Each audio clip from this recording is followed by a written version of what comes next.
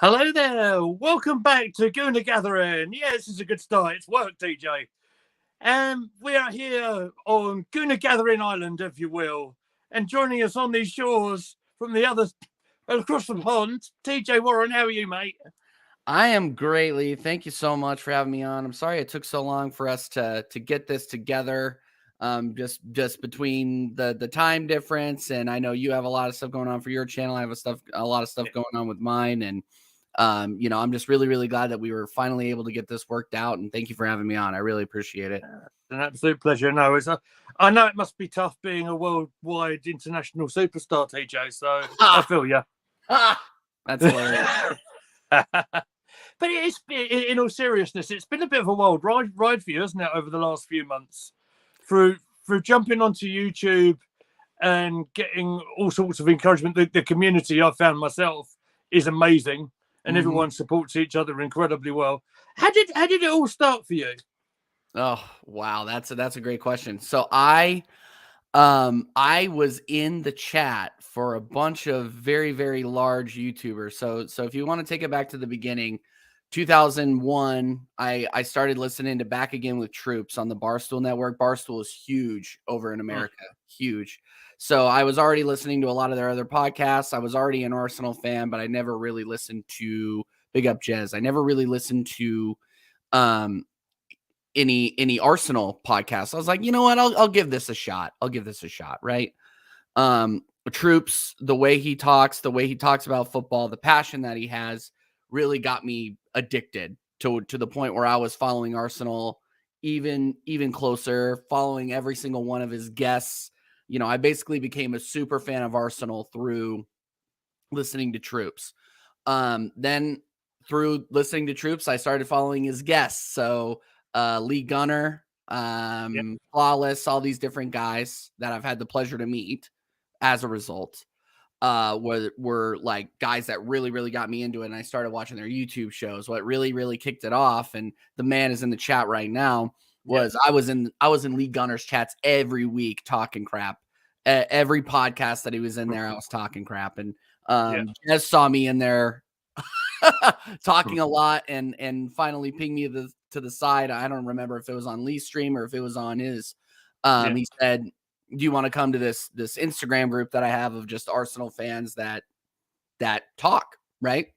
And so that's where it kicked off from there. One day he asked me to come on his show, and I had done like YouTube karaoke before. I had never done actual any YouTube type of things before, talking Arsenal or sports or anything like that.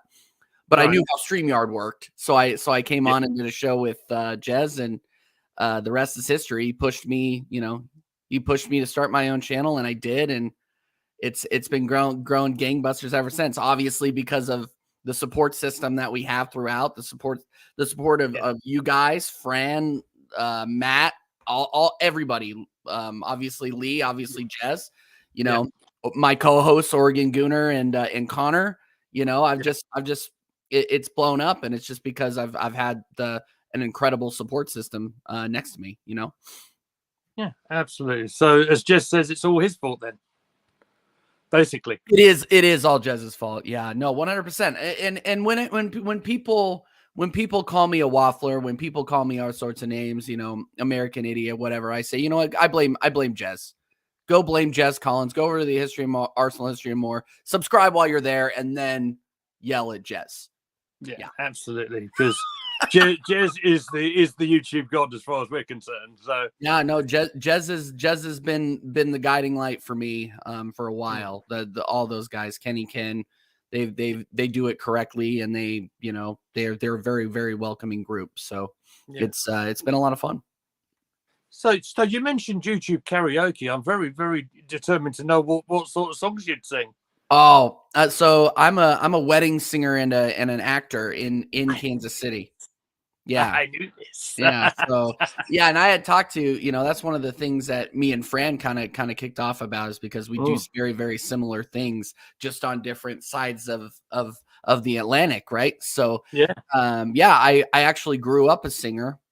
That was my first love was music. and I've been I'm after I moved to Kansas City, I toured around the United States as a punk lead singer and a punk drummer.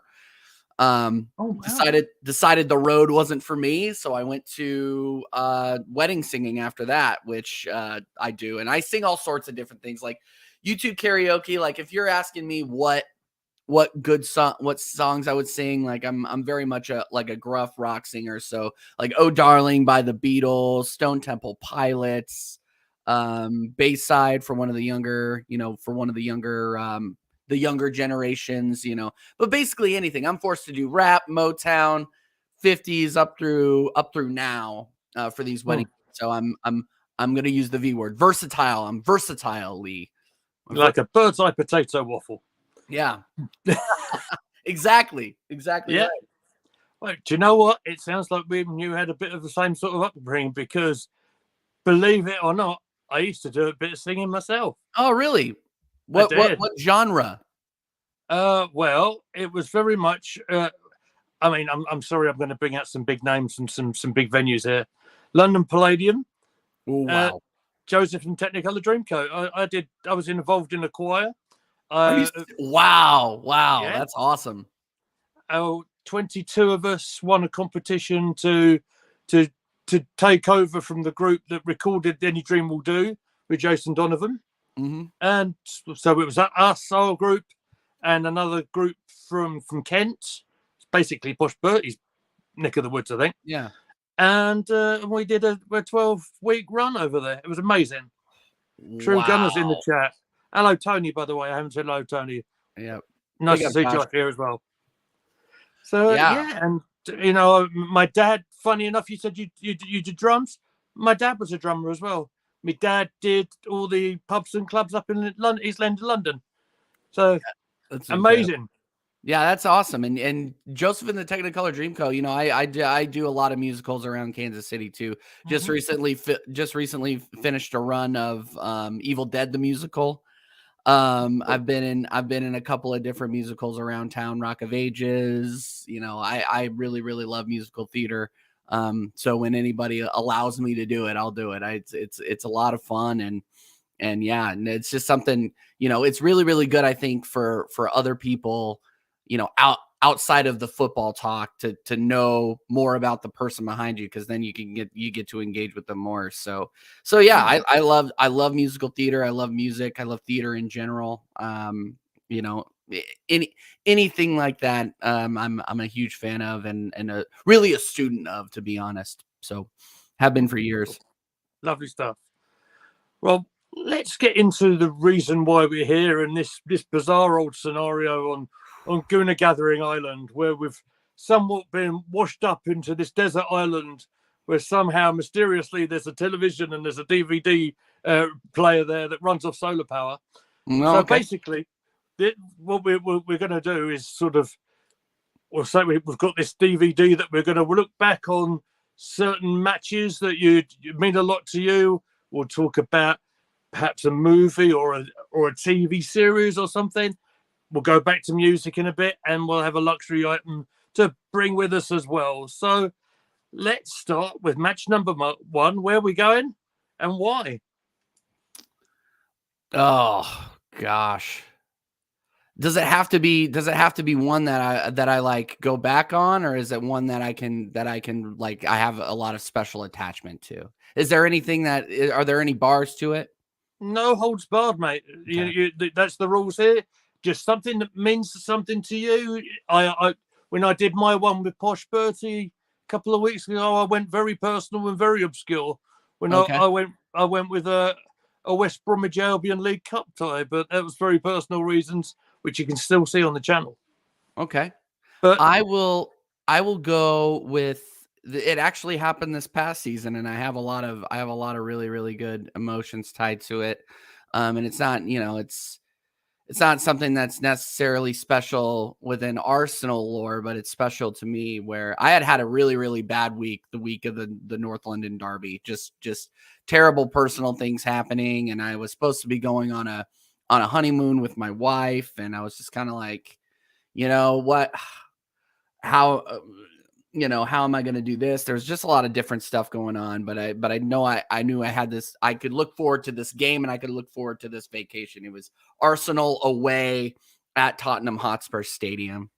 Yeah. And I was lucky enough to have Wi-Fi on the plane. And I remember getting a drink and being like, okay, I can finally just relax, but these guys need to win. I need these guys to win. And I'm sitting there in my Arsenal shirt on my way to my honeymoon with my wife next to me. Yeah. And the steward, the guy on the plane serving the drinks was an Arsenal fan too. Oh, that's a bit of luck, isn't it? Yeah, so it was awesome. So he was checking in with me, but I just remember us scoring, like Saka's first goal, which was technically, the Lloris screw up, and I just remember losing. I lost my mind on the plane. And my wife was like, you're going to get us kicked out. You're going to get us kicked off of here. You're going to get us kicked out of here. I'm like, we're over the Caribbean. Nobody's going to kick me off the plane for celebrating a goal. It was just the 2-0 victory over Spurs, me being able to like kind of wash away all of the other personal stuff that was going on. But watching, Saka score, watching Odegaard score, and maybe it's just because it's really, really fresh in my memory. And there was a lot of really positive things going on after I had a really, really rough month, where like that was incredible. And, anytime we can beat the Spurs away, which had been a long time since we had done that. It was really, really special. And watching all the YouTubers afterwards. I hadn't yet joined YouTube yet, but after watching all my favorite people, have their reactions to it, as you know, I collaborate with a lot of Spurs content creators. So they're good people, actually. Yeah, they're great people. But watching them crumble and then watching all the Arsenal content creators just bathe, and it was just great. And it was really my, kind of what I look back on that, and that was kind of the point where I was like, you know what, maybe I could do this. Maybe I would want to be a part of it. So yeah, that was really, really special to me, just because it was like, yeah, I don't know, just a lot of feelings attached to it. It's hard to explain, but that's why. Yeah. That's fair enough. I mean, I find it interesting. To relax, you're on a plane watching a North London derby. That relaxing during a North London derby is an interesting set of phrasing.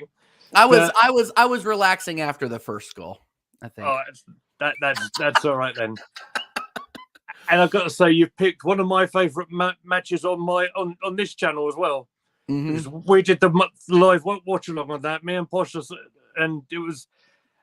And we'd done the previous one when it all went terribly wrong, and we were all very nervous. No, nothing to worry about. So it's my catchphrase. It's never in doubt. It was like a walk. It was like a walk in the park. And I had been. I remember the last one, the one before that, when we lost 3-0 away, and we basically, bottled fourth. And I was at a bar downtown with the KC Gooners, the local supporter group for Arsenal here, and it was as quiet as a funeral. It was brutal. So having that turnaround is just great, and seeing the turnaround that we've had, especially with regards to playing them, has been it's been nice. It's been very nice. It feels like a bit of a weight off the shoulders as well, doesn't it? Just a little bit of respite, right? Because they do like having a little pop every now and then, don't they? That's what the game's about. Right, and that's what the game's about. Friendly banter. Sometimes it gets not friendly, but at the same time, we're all connecting over the game that we love, and I don't have as tangible of a connection to it as you all do. So obviously I'm, I only recently saw Arsenal live for the first time. So, you guys have been in the trenches for so long, so you guys have a little bit of a different view, but at the same time, man, like it's been, we all connect over this beautiful game. You and I would never have met if it didn't exist. So, you got to take through the wonder of this technology as well. Right. Exactly. So yeah, it's definitely a weight off beating those guys, but it's at the same time, it's all fun. It's all good. And it's all good and to banter friendly. You know what I mean? Yeah. So. Of course it is. I mean, the start of talking North London Derby, I'm thinking, oh my God, it's starting up again, isn't it? I'm telling you, Lee. I think I'm gonna take the entire week of that off, just because there's gonna be so many streams. Yeah. There's so many people already reaching out and just being like, "Oh, what are we gonna do for this? What are we gonna do for this?" And I'm already getting stressed. Yeah, absolutely. It will be fun. It'll be a lot of fun. Yeah, it'll end up being fun, but it's like, wow, it's gonna be very noisy. So. Very interested to know, because you're saying that sort of you're relatively new into. I mean, I know you've just watched your first Arsenal game over there in the States very recently. I know Spencer's met you as well in person, which was really cool. That was really cool. Yeah. But what's your first sporting love then? Where would you have got started up? I was a hockey player when I was a kid. So I followed the Colorado Avalanche over in Denver for the longest time. They moved from Quebec to the Avalanche to Denver when I was 6 years old, and my dad was a huge hockey fan, huge sports fan, and he sat me in front of the TV every single time they played, and that was my first love. And you know, they're also a franchise owned by the Cronkies, so Avalanche, Arsenal. It was natural for me to come over there. But yeah, I was a hockey player I was a competitive hockey player until college, and then I had a really, really bad hip. I had a really bad hip. I was not, once you start reaching the university levels over here, the levels of competition is so high, and I wasn't particularly interested in it anymore.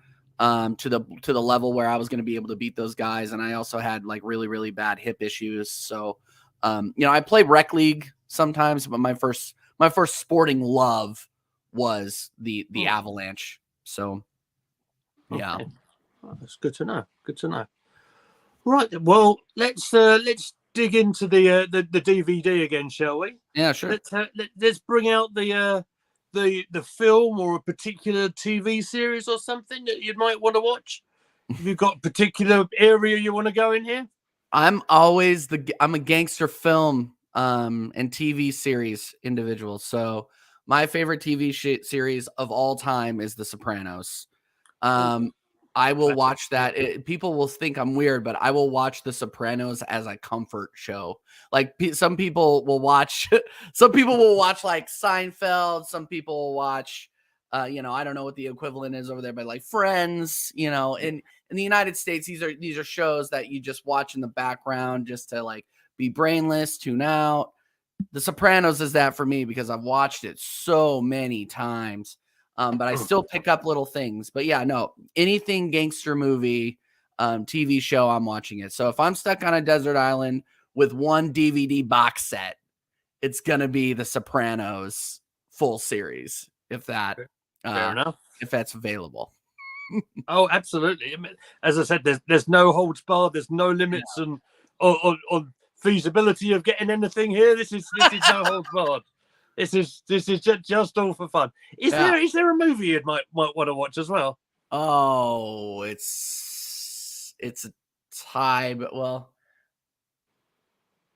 Godfather is incredible. I love it. Godfather. I love Goodfellas. Like I said, anything gangster. So, if I could have the Godfather box set, and then maybe just sub out Godfather 3 for like Goodfellas, then I would be set for life. Wasn't a big fan of Godfather 3, but Godfather 1, Godfather 2, two of my favorite movies, and then followed very closely by Goodfellas, which obviously had a lot of the same themes, some of the same people cross in between there. But yeah, no, big gangster movie fan, huge gangster movie fan. Brilliant stuff. Oh, well, let's go back into the football world, shall we? Yeah. Let's go for match number 2 first, and let's see what you say. What have you got for us this time? Match number 2. 2020 FA Cup final. Aubameyang puts us on his shoulders and gets us a trophy, and that's a really, really controversial take for a lot of people. But like I said, one of the big reasons why I got really, really into Arsenal, because I would consider myself a casual fan prior to COVID.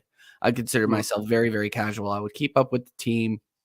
Whenever we would win an FA Cup, I would be all over it. Whenever we would be in the race, I was keeping a very, very close eye on the league and watching, when we were in the race with Leicester, how 8-9 years ago or whenever it was.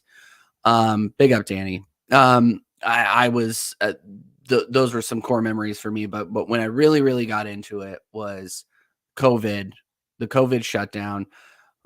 Football was the first sport that you could watch in America that was happening real time. And, the Premier League did it correctly, playing to closed doors. And it was the first thing that I could watch live. And I was addicted. I remember, it was Norwich. I think it was Norwich versus Aston Villa. Right. I think was the first game that they televised after everything had been shut down. So I was watching every game back to back to back to back to back. I remember the David Luiz. I'm going off here, but freaking David Luiz red card against Wolves. I remember Leno off on the same game. Yep. I remember watching that, just being like, yeah, and that's when I was really like, okay, I'm watching every game. I'm full 100% into this. So, Aubameyang, 2 goals against Chelsea, putting us on his back to win the FA Cup. That was huge. And I was looking for, that was back in the time where, we were all inside. We were all locked down for one reason or another. And you were looking for light anywhere you could, and Arsenal definitely provided that for me. It's always been a source of a wide range of emotions. Let's just say that. So yeah, definitely the 2-0 over Chelsea. I was celebrating shamelessly. Nobody was around. My wife didn't understand it. She's like, I thought you were a hockey fan. I'm like, I still am, but come on, these guys, we finally won a trophy for the first time in like 5-6 years. Like, let's, I was very emotional. There's things like the Stanley Cup doesn't come along very often, does it? So no. It's like, the FA Cup's always been very special for me. That season is an extraordinary season, and so I was locked down here, and literally I wasn't allowed to move out of here really at all for months because of my asthma as well, and I was high risk, and it was, and even trying to get through some sort of normality. That was the one go-to thing, and you see virtually every single match, and that doesn't really happen here in this country, but literally almost every single match they were showing as we were going along, it almost tried to keep you sane, if you like. Mind you, being Arsenal and sane doesn't really match up, does it? Yeah, you got to be a special kind of human being to be an Arsenal supporter, especially one that has, certain expectations, standards. We love this club. We all love this club. We just have different ways of loving it, right? But I do believe you have to be a special kind of person to be an Arsenal fan, because they'll break your heart. They'll break your heart one minute and bring you joy the next. So it's almost it's almost masochistic almost sometimes, but it's something that brings me a lot of joy and continues to.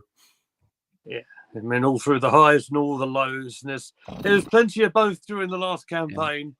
Came ever so close, didn't we? But is there a particular moment where you thought, I think it's gone last season? Was there a particular moment? Yeah, there were I remember this very, very vividly. Big up Spencer every single time. I remember, I think it was West Ham when I knew we were in trouble. When they got it back to 2-2. Yeah, so story about this one. I drove back to, I had a wedding gig in Branson, Missouri, which is 3 hours south of Kansas City. Spencer will know what I'm talking about here. And I drove back in the middle of the night, got 2 hours of sleep, and then woke up for, I believe it was an 8 a.m. or 7. It was either an 8. I don't remember if it was, I don't think it was a 6.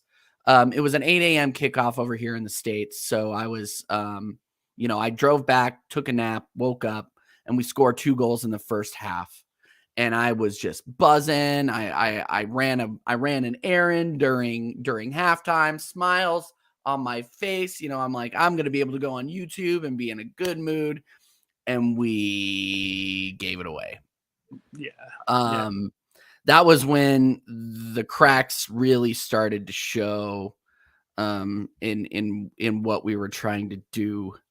I speaking of breaking your heart, that was when you kind of started seeing it. And that was when I started, it really started falling apart. And it wasn't confirmed for me until probably Southampton. Yeah. Southampton was when I was just like, oh man, we're really not serious about this. And, we fell off, and the rest is history. But hopefully we can reload and do the same kind of thing this year. Yeah. Why about you? When did you think it really fell apart? Let me play host. Yeah, of course. Yeah. When did you start seeing the cracks a little bit? Because I know that kind of story differs depending on who you ask. 87th minute, Anfield. Henderson gets the ball to Trent Alexander-Arnold, plays the ball in, Bobby Firmino, and yikes. Yep. Yikes. Yeah, I think I said yikes. Actually, I would have done because I was live. Oh yeah, okay. You definitely said yikes then, because I think I was using other 4-letter words. Controlled. Yeah. I think I was using other 4-letter words, but I was not on camera. So yeah, possibly. Yeah. So Spencer in the chat saying West Ham for certain. Southampton was nail in the coffin. Got very drunk and moved I think on. I remember Southampton because I was pre-gaming my friend's dress rehearsal for his wedding, and I remember I was sitting at a bar in Denver, by the way, Spencer, because my buddy from high school was getting married, and I remember sitting in that bar going through all sorts of emotions, and I went live 15 minutes. With 15 minutes left in the game, you can go back and watch that. Yep, Liverpool for sure. You can go back and watch. You can go back on my stream and watch that. And it was the shortest match reaction ever.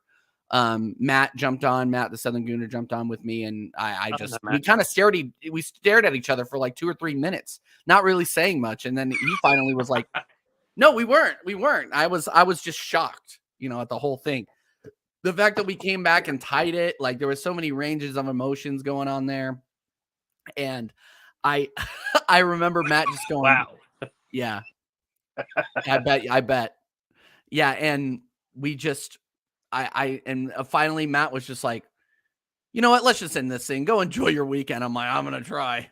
Cause it was just it was probably thanks for watching, everyone. Yeah. Thanks for watching, everybody. It was probably one of the most pathetic videos I've ever put out on YouTube, but looking back on it, it's kind of funny, just sitting in a hotel, kind of half in the bag, watching Arsenal come back. But that's just one of the many memories I have attached to this club.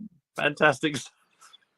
Do you know what though? If we didn't have a sense of humor, we wouldn't be doing this YouTube thing. No, and you gotta have a thick skin too. That's another thing that I've realized is that you can't really take it too personally. You know, it is what it is. A lot of people, we can have opposing views, but if you run into somebody on the street, like, you're gonna shake their hand and give them a hug. Like me meeting Spencer. Like me and Spencer don't agree on every single thing that we talk about, but meeting him in person, being around the Arsenal fans and meeting all these different people, it was crazy. And we all just want the club to succeed. Some in different ways than others, but absolutely, that's the ultimate goal, is to succeed. I had the pleasure of meeting Posh Bertie up at our cricket ground, about 2 miles away from where I am, on his birthday. And no, we don't have the same views, but that's why our dynamic on this channel works quite well. Because if you have a yes sort of channel, if you like, where you're just agreeing all the time. You're agreeing all the time. It's not fun. It's not. I mean, and that's really why I wanted to venture out a little bit.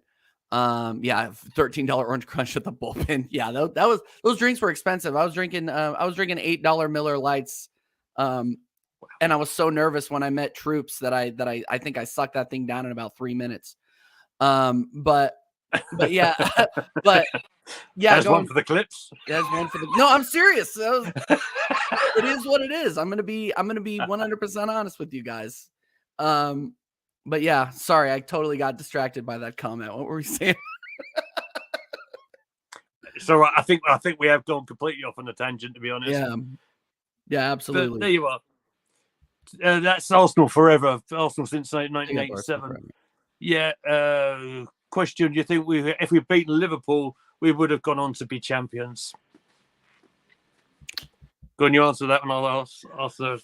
Yeah, I'm curious to hear your answer. So there was a couple of different things that happened there. Partey's form completely dropped off. I don't know if that would have happened if we had lost to Liverpool and we had lost Saliba too in that Portugal Europa League game. Yeah. So there's a lot of ifs and wins, but do you think if we would have beaten Liverpool, we would have gone on to be champions? Because Manchester City as well, they weren't really dropping anything. They didn't drop anything until the last one they dropped was the Brentford one, wasn't it? Right, and we kind of called it. And they had already won by then, so all the people coming out and being like, Brentford beat them twice. I'm like, they weren't taking any of that seriously. Like, come on. But it's the hope that kills you, isn't it? Yeah, it's one of those things where I think we were done. It was a combination of what Jess said here.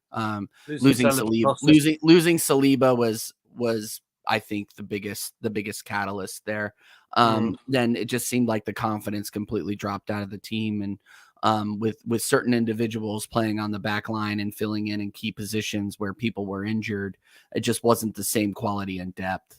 Yeah, I mean, my opinion. Night and day, Rob Holding Saliba, isn't it? Yeah, Sorry, Rob, if you're watching. Sorry, Rob, if you're watching. Rob knows I'm not a big fan of him if he watches my channel. So yeah, he has his moments, but he has his moments, but the negatives outweigh the positive sometimes, most of the time. What worries me, and this is why I think they've been sort of nursing him a little bit through the preseason.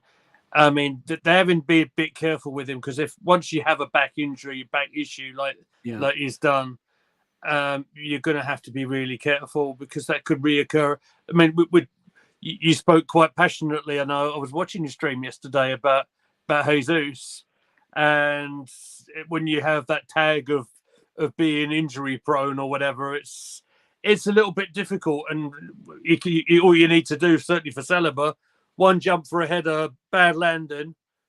Yeah, or somebody puts a forearm in the wrong space or what have you get in there. I mean, it really does worry me. And you brought up Jesus. Jesus really does worry me too. I'm a big Gabriel Jesus fan. I'm comfortable with Jesus leading the line. I am. Do I want another striker? Absolutely. We've been calling for it, or give Flo Balogun a chance, but I really don't think that that's going to happen, unfortunately. So, we're in this position again where we don't have depths in key positions, and we might end up paying for it. I really hope Jesus comes back because he looked great. He looked great against MLS All-Stars. It looks like he had that touch. He had gotten some of that touch back. I mean, he scored against Nuremberg too. So it was looking positive for him. That's the thing, and that's what's really, really disappointing. And you don't see the same kind of consistency out of Eddie Nketiah. So Eddie Nketiah, whether we like it or not, some of us like it more than others, is going to get another shot. Yeah, he's going to get another shot. So I mean, I probably do think you're right, and yes, it's very well known, and I'm never going to shy away from it because it causes a bit of controversy.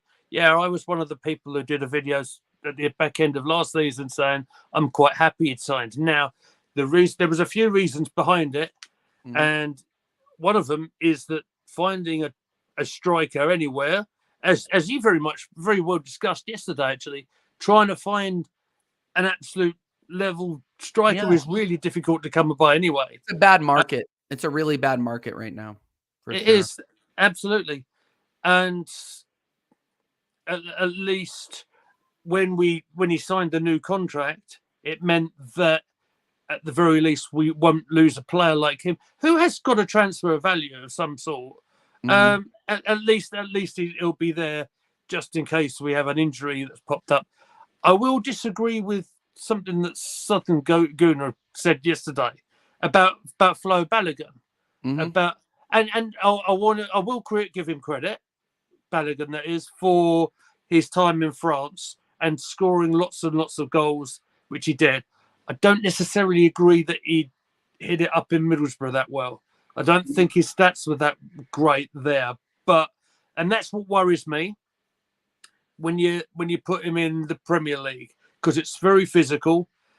But the only way you are going to know to put the argument on the other side is to give him a chance. And if we can't get someone in, and we know how tough it is, maybe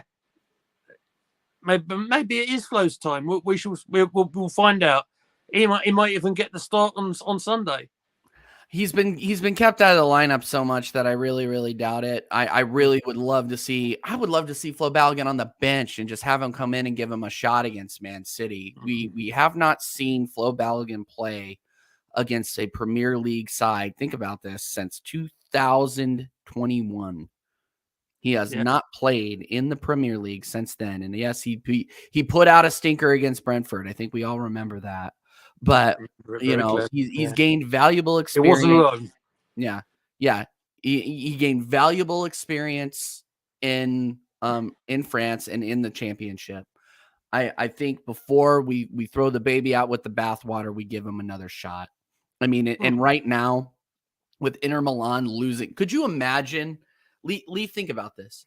Yep. If we would have sold Balogun, and then we know Jesus is out with an injury until probably mid-September at the earliest he comes back, and with knee injuries, you never know, right? Yeah. Knees are terrible. Knees, hips, shoulders, anything with a joint.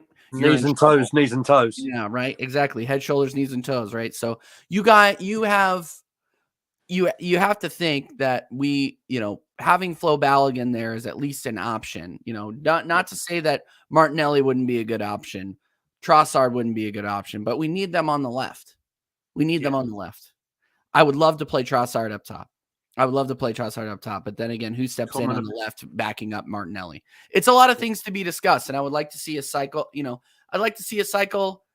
I would like to see switches and cycles, for people coming in and out of different positions where they are used to playing those positions. Like Trossard's great on the wing. He's great at left center mid, and he's great up top. So if we rotate him in and out of those positions, left wing for Martinelli, striker Martinelli, maybe we can get some consistency there or find it. But with Jesus out, I don't think we're going to find any sort of consistency there. And I'm not trying to it always seems like people think I have an agenda out for Eddie Nketiah, but it's one of those things where past behavior is the best indicator of future behavior. And he's been given chance after chance after chance. And he really hasn't produced to the level where Arsenal needs him to be at. Good goal yesterday. Well taken. Great cross. Very fortuitous in my opinion, but I just don't think he's the levels, man. And we need to give Balogun a shot. Need to give him a shot. See, I wonder if we were sort of in a time machine, if you like. Mm-hmm. Yeah, time machine on our desert island. Yeah. Yeah, it's time machine on the desert island. I'm in on that. I'm good. Yeah. Let's do it. And just say sub out sub him out for perhaps like an Ian Wright as Nketiah as that goal scorer, the poacher. I'm not comparing the two of them, by the way, but you understand what I mean. I know what you're saying. Because then, this is what I'm hoping is going to happen, right? I don't know if it's going to happen, but it's what I hope is going to happen. That you put the ball in the net, then it starts to happen over and over again. I don't think he's actually scored in the Premier League since the Man United game. He hasn't. Doing the double. He hasn't. So, and like you quite rightly said, if he's likely to get that starting position on Sunday to start with at Wembley, and then against Forest on the Saturday coming up, it's the hardest thing in the game to put the ball in the net. If the kid can get a bit of confidence with it, and he should have a bit of confidence because he has got some records in him in the under-21 side for England, of course. but whether that can translate into the Premier League, that's still a big question that a lot of people are going to be saying, no, not a chance. But yeah, well, I mean, it's one of those things where we have no choice but to give him a chance because we have nobody else, and I don't think Arteta is going to give Balogun the chance as much as we want to hoot and holler about it. Me especially because he's an American, and I shamelessly back the American national team shamelessly. So it's one of those things where I just want I want to see him get a good shot. Same with Matt Turner. Like if we end up moving him on for David Raya, I hope he gets a shot at Nottingham Forest. Hopefully not against us right away because I think we're going to beat Nottingham Forest no matter who's up top. Mm-hmm. But it's we one did of those that at the back end of last season. Look what happened. Yeah. Well, yeah, but that was away at City Ground, and our form was so bad. It's different circumstances. I think we beat them 5-0 at the Emirates last season. I think it's going to be similar this season. Just welcome in Anthony Herbert. It's the name I know from Arsenal history and more, certainly. Yeah. He says, don't bother with Raya. There's no point. Keep Balogun. If not going in for another striker, maybe get one more that's a first teamer over Jesus. That's just an idea. I think we need, because we're only very early on into learning about this situation with Jesus and where he's actually at. And yeah, I kind of got where you were coming from yesterday, and you're saying about, if it's coming from Arteta's mouth, it is going to be weeks. Well, what does that actually mean? And I get that. And I don't think he will know. I don't think the medical team will until it's all healed up properly, whatever the procedure is. But I would imagine, I'm hoping they would be thinking to themselves, we are still going to need a striker, no matter Jesus' position, if he was going to be playing against City on Sunday or not. I would hope so. Right. But then there's only a couple that are going to make a real difference, isn't there? Yeah, that's absolutely true. And you have to think that, with Jesus out and saying Nketiah goes cold, who do we have behind him? Trossard and Martinelli. Who have to cover their positions as well. Mm-hmm. So, I mean, maybe the young lad Edwards score a penalty against Chelmsford City. Yeah. I mean, it's one of those things where we don't have a lot of people in the attacking position that can fill that role. We have 3 behind them, but they also have to play their attacking role on the left as well. I mean, and you got, it's a long day for me when, what's wrong with Reece Nelson? That's another thing that I'm a little worried about too. Why haven't we seen him? Because he is injured. Yeah, he's injured, and now we're playing Fabio Vieira on the right. So it's one of those things where I was really, really gassed up because we got Rice, we got Timber, we got Havertz, and you could probably see Havertz going into that 9 role too.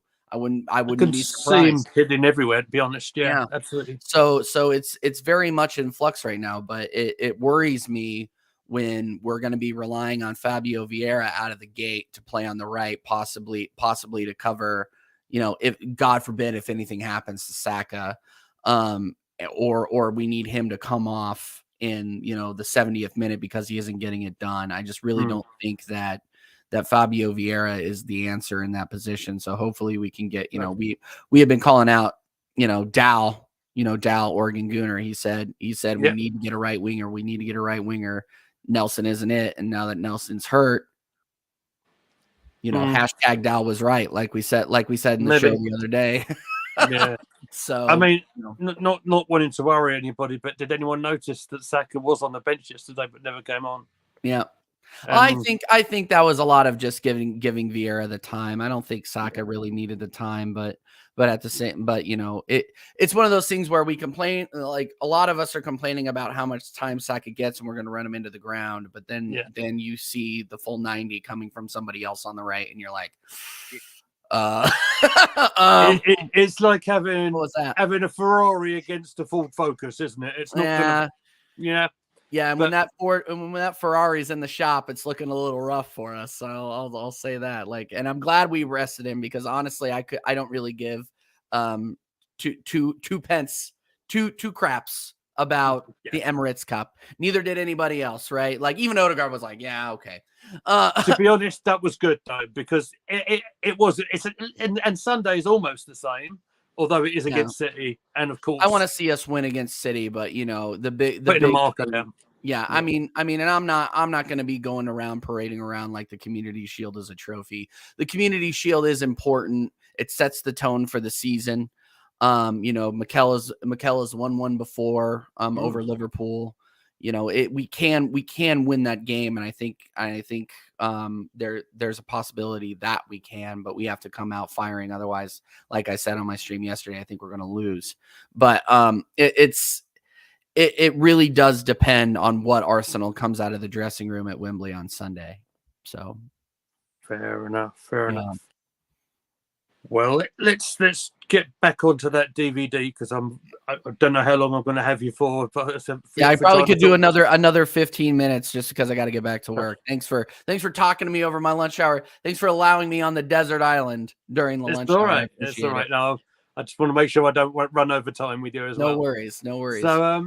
So okay, let's go on to our third match, shall we? Third and final match. Then we'll talk about a luxury item. Ooh. So third match. Oh,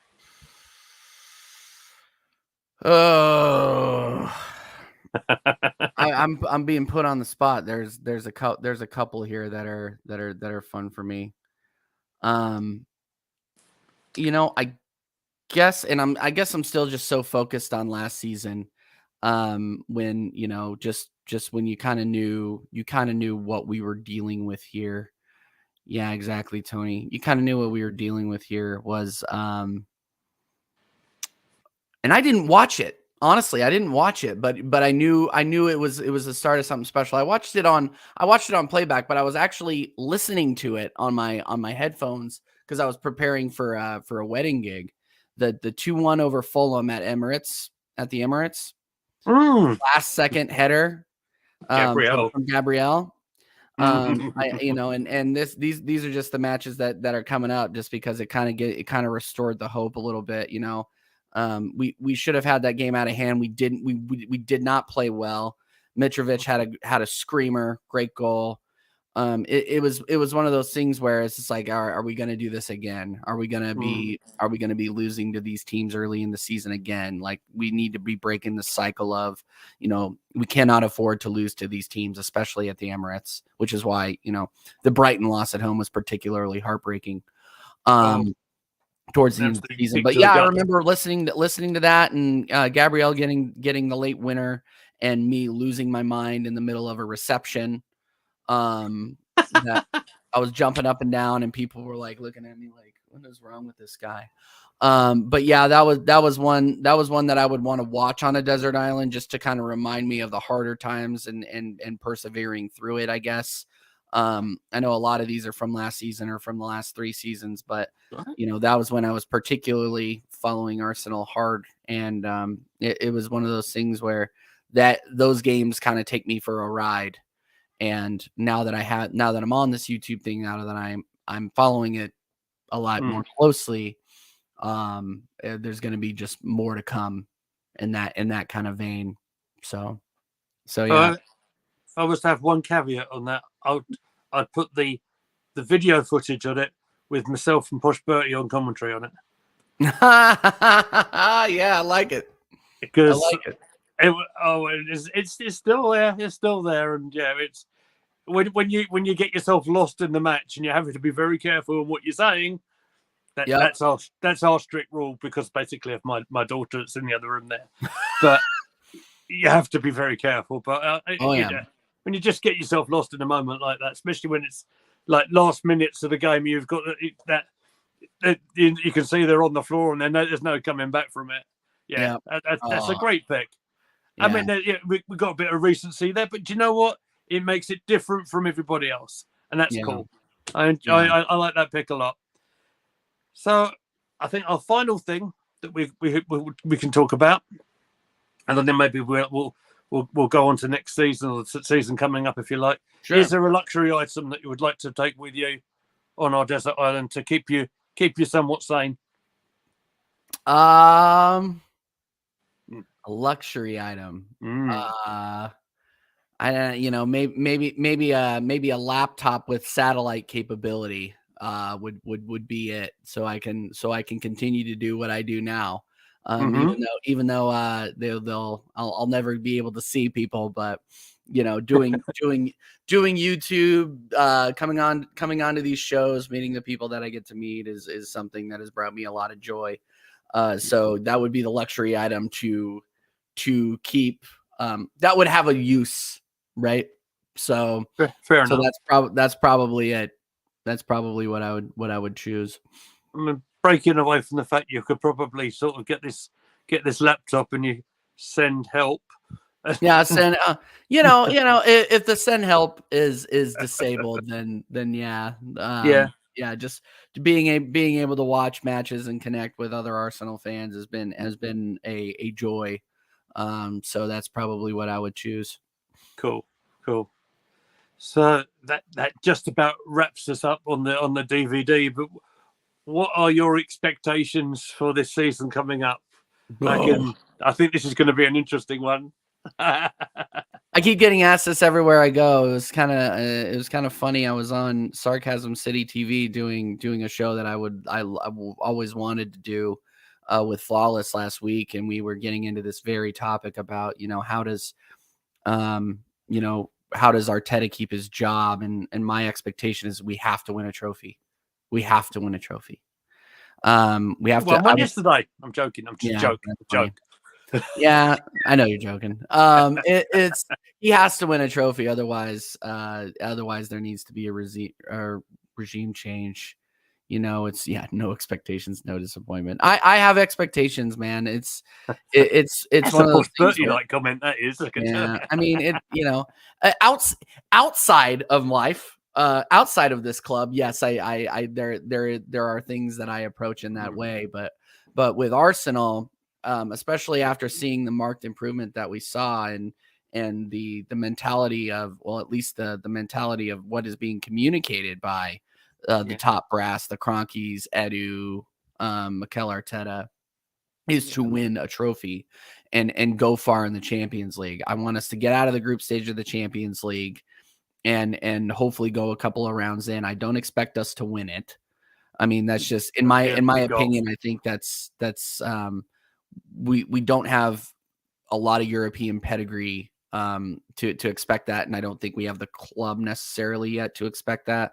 But I do expect us to get back into the Europe. I expect us to finish top 3 and win a trophy.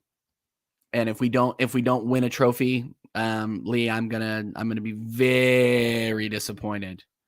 So yeah, Gunner Blog joked that if we win on Sunday, we win a treble. Yeah, there's some people live in an alternate reality. That's all. I quite like that, to be fair. I mean, it's on the par with Spurs releasing the Audi Cup DVD, isn't it? Yep. Yeah, the Audi Cup DVD. It's available, reduced to clear now. Yeah. So it's one of those things where level of expectations differ between people. And that's fine. That's fine. I'm just going to disagree with you. That's all. Absolutely.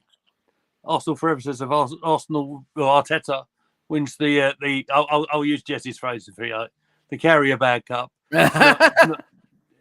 So yeah, I do like it. I like it too.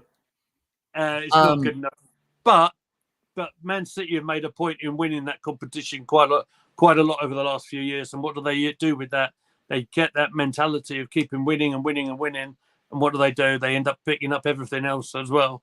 Yeah, winning begets winning. I mean, and that's the thing too, is that for a lot of people that are expecting, I think it was a good, we didn't get it over the line, and of course that was extremely disappointing.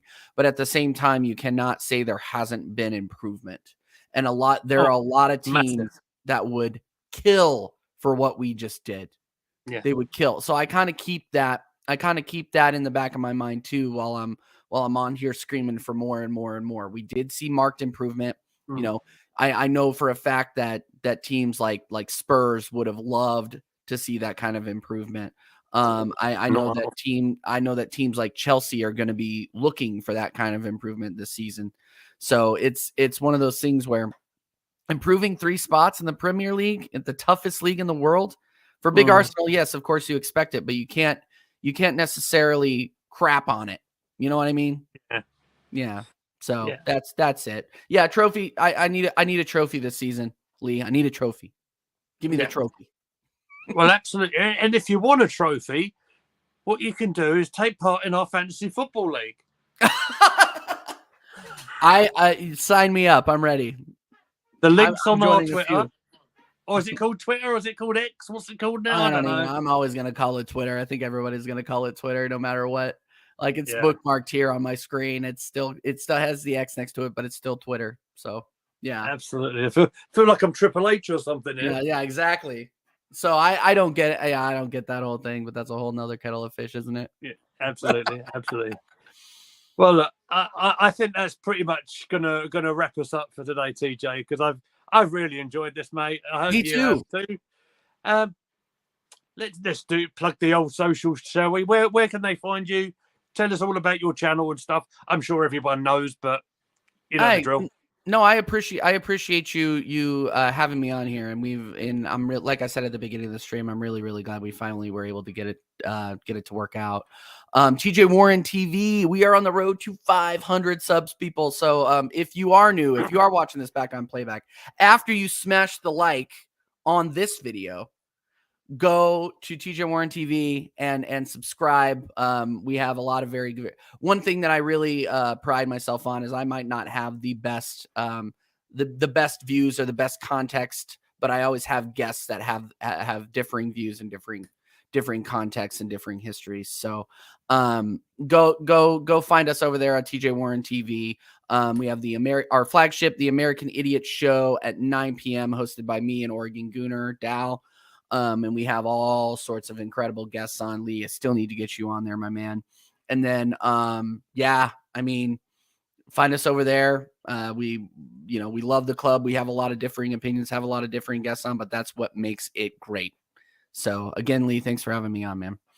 Absolute pleasure. Well, you can find me on whatever it's called these days. Goonerly Made. You can find us at Gooner Gathering. Also find us on TikTok for all the silliness and all the fun that we put together on that. That's one of my favorite things, putting up the silly clips and putting music to it as well. That's good time.